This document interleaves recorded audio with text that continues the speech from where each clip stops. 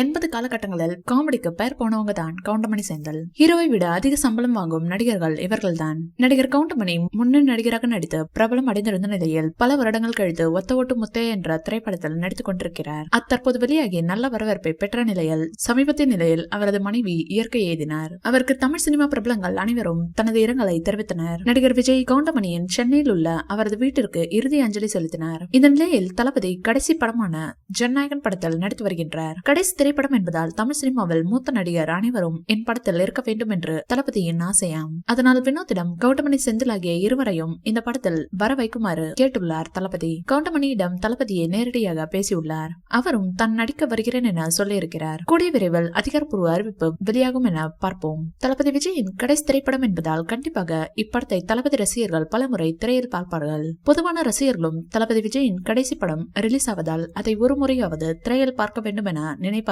இதெல்லாம் வைத்து பார்க்கையில் கண்டிப்பாக மிகப்பெரிய வசூல் சாதனை செய்யும் என தெரிகின்றது.